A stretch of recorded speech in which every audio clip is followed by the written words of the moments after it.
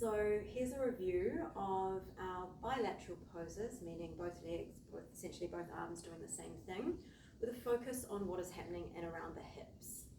So first of all, coming into Tadasana, parallel, and what I want you to focus on is here, and the movements available. So if we took this leg, turning it out at the hip, that's external rotation.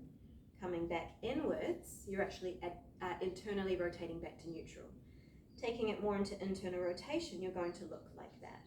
If we did it with both legs, right at the hip joint, open, so you feel that wrapping around, back in, and then internal rotation, it's more of a rotating, spiraling inwards feeling.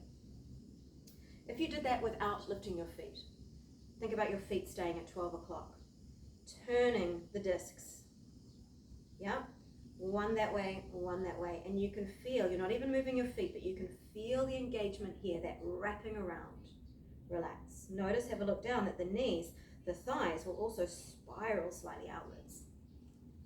And then when you relax it in, try to go the other way, turn the thighs inwards and feel how much work there is going on in here to make that movement, and relax. Again, turning inwards. So this is weight bearing, yeah? This is non-weight bearing because I'm not weighting onto my foot. Weight bearing is here, and in yoga we work with these two, and I'll go through those. So let's start off in, first of all, 5-pointed star. Move your hips into abduction, take your arms up. Good. And notice when you're in this position and you're just relaxed, it's not too much effort going on. I want you to feel a lot more effort in your hips. They are in abduction and quite wide apart, so we're working into kind of end range. End range, of course, would be the middle splits. So here's the thing. Imagine you're standing on two handkerchiefs, right? Let's make our feet active first. Suction cup those arches up, hugging the handkerchiefs up, and then push the mat apart that way. As you push the mat apart, can you feel the outer hips, your abductors working? Good. Pushing widthways, and just watching that your feet don't collapse here. I always say 3 corners with the feet, big toe, little toe, center of the heel. Feel those 3 corners and push out. Much more active now in your hips. All right, you can stay in 5-pointed star, and you can work the other way. You can pull inwards. And now, because you're trying to do that same action, weight bearing of adduction, pulling to center, now you're working your adductors. And note, your adductors are on stretch a little bit. They're at more end range. So they're working quite hard to try and get that energetic pull in. Yeah? Push out again, pull back in. Push out, pull back in. So this is a nice one to play with in any wide-legged position. Note, you can still do variations of rotation. So let's say we're standing on our 2 discs again with our feet. The legs, the feet aren't going to move, but you're going to energetically try and turn from the hip into external rotation. Feel what happens. You're digging your heels in, your big toes are trying to go like that. It's quite a lot of work. Go the other way, go into internal rotation. You might feel the lower back widening, the sit bones widening. And again, external rotation. Deep from within the hips, it's wrapping around and rotate in. What if we did a combination? External rotation, abduction pushing out. Can you feel that difference of that engagement? Adduction pulling in, internal rotation. Quite a lot of the center line, the inner line working strong. You can play with this. There's no rules, yeah? Of course, you want to feel great, good in the knees, and you want to feel empowered in this pose, but play around with the energetics. All right, let's continue with that in goddess pose. Turn the toes out. Now in goddess pose, because we're working into already external rotation, as we come down, that's going to give us way more depth in our hips. Way more depth than being here. So settle into your goddess pose and feel your sit bones widening, the bottom cheeks widening, to allow deeper depth into your hips, your thigh bones, driving it. Good, and in this pose, notice if you end up pulling the knees forward. You want to push back and set your knees aligned with your second and third toe as a rule of thumb. It's a nice place to start. All right, it's already a lot of work. The inner thighs are working because they're on stretch, but they're having to also take some load here. So let's go into abduction. Try and pull the mat apart. You'll feel it here. Stay in goddess, try and pull the floor together with your heels. It's a little bit harder, right? But you can still feel that internal line. Try and go into even more external rotation. Heels pull forward, toes pull out. Lots more working around the hip, right? Turn inwards, a weirder feeling. No, we're not quite wanting to do this with the knees in this pose, but just so you can get the idea. And then settle into your goddess. Relax, don't have any engagement, and feel the difference. Let's go. External rotation, abduction. That's a strong goddess pose. Definitely something to play with there. Rising on out, just as strong as you came in. So there's your goddess. Okay. Coming into downward facing dog.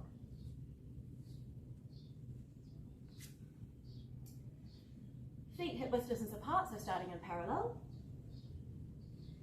Heels may or may not touch the floor depending on your flexibility of your calves and the mobility in your ankles. So from here, I'm going to do the same thing. I'm going to go into external rotation, thinking about pushing my feet into the floor, trying to pull my heels closer together, my big toes further apart. And then relax. Try internal rotation, push the heels outwards, the toes inwards. So there's a little bit of variety of movement here. Now just try and pull the mat straight apart into abduction. Feel that width at the lower back and the work in the outer hips. Now pull into abduction, squeezing into the internal line, the inner line, the adductors. Good, once again, combine two movements. External rotation with abduction, so turning heels together, toes apart, and pushing the mat apart. Should feel it on the outer hips, guys. And then go into internal rotation. Heels turn outwards, toes turn inwards, knees face each other, and then squeeze the mat together. So different sensations. There's no right or wrong here. There's also hip extension. Now you're in hip flexion of the hip. Look at the angle between the chest here. You're in hip flexion, but you can actually work into hip extension. So hip extension would be me lifting my leg up. But if I'm not lifting my leg up, I make that action too. I push my feet down and backwards as if I want to. And then can you feel the back of the legs fire off, the hip extensors? Pushing the feet back. Likewise, you can deepen hip flexion and try and pull. It's going to help to just do one foot at a time because this is quite hard. Pull one foot towards the hand, driving your foot into the floor, deepening your hip flexion, and then the other side. Why would you do this? Well, there's no rules to anything, and it's just quite nice to play with different energetic engagements within a pose. Feeling if you feel weaker in one area, or also if one of these isometric holds, come down, actually feels like more like if you have anything going on your lower back or your hips or your knees, something playing around with these energetics might be an analgesic effect. It might be really lovely to hold that, engage that muscle group, and then feel, I don't know, a sense of relief some part of your body. So no right or wrong, of course, just play with your downward facing dog. Okay, so the next one, wide-legged forward fold. Just like we started in 5-pointed start, you come forward at your hips, and I'll go sideways. So you're here. Use blocks if you need to. If you're struggling, bringing the floor closer towards you so you can get a straighter back. So now we're back in that abduction position. Just a slight more hip flexion going on because of where our torso is coming down. So once again, we can play with abduction, pushing the floor apart, feeling our abductors work. We can try and pull the floor together, working more into our adductors. We can also try and go into external rotation. Notice my feet aren't actually moving. It's just the energetic turning outwards. Trying to pull your heels closer together, but your toes further apart. Try internal rotation, guys. Push the heels outwards, the toes inwards. Combine the two. Let's go external rotation, abduction, pushing the mat apart. Internal rotation, adduction, working that front body in a line, and release. How about a little bit of a play on both? Externally rotate, abduct just a little. And then think about, can you add in a little counter internal rotation adduction? So this feeling, right, of trying to create this whole three-dimensional engagement around your hip joint. A co-contraction of all muscles. If that's too much for the brain, don't worry, but know that there are other options here, and that's called a co-contraction, and that's quite a strong position to be in. Your joints are pretty safe there. You're activating quite a lot of muscle groups around the hip and the knee joint. Okay, and then coming on down. That's a really nice one to work with as well if you're moving into your twist, engaging through the legs to keep the hips steady as you focus on a back twist. All right, yogi squat, malasana. So, taking your toes out with your heels turning in, knowing that in external rotation you get way deeper, most of us do, than in parallel we're a little bit more inhibited in the hip joint. So you come down. Now if your heels don't touch, that's okay. You could always be up on blocks with the heels or a rolled up mat. And you're figuring out where you are in space with your elbows here. Note your elbows can push and assist you in abduction. But then likewise, they can assist in helping you create more active adduction. So if I try and push my knees into my elbows, I'm going to be working my adductors because I'm trying to pull my knees and my thighs to adduction. If I keep that squeeze of the legs going that way, but then resist with my arms, it's quite a lot of work, yeah? It's quite a lot of work going on in my inner thighs. All right, relax off that, and let's bear in mind here of where we want to feel this. I want you to again stand into the three corners of your feet, big toe, little toe, and center of the heel, and let's try and go into a little bit more active external rotation. How does that feel? You should start to feel your butt cheeks fire off a whole lot more. It's a whole lot more supportive, stronger. You might not be able to hold it as long, but you're holding that deep range of motion and then communicating with your joints and your muscles to maintain that. This is me relaxing it. This is me engaging it. Even with my arms, relaxing it, engaging it. Whew. That's too strong.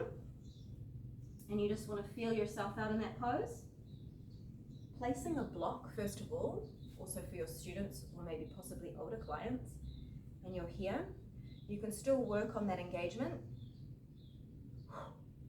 Watching the knees don't cave inwards without too much loading going on. So it gives you that ability to fire off the correct muscle groups, external rotators, deep glutes, without putting too much load, especially on those knee joints. This is a nice option to start with.